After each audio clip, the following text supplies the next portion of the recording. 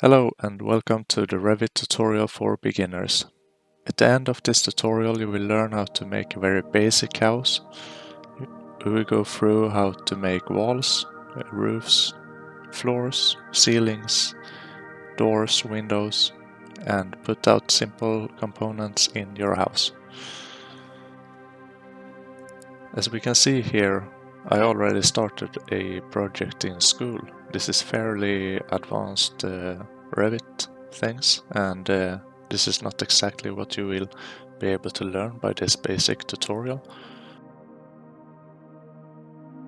So this is what you can do with Revit after a while. You can change the looks of it in the 3D view by selecting that little tab down there, and you can change how you wish to present it.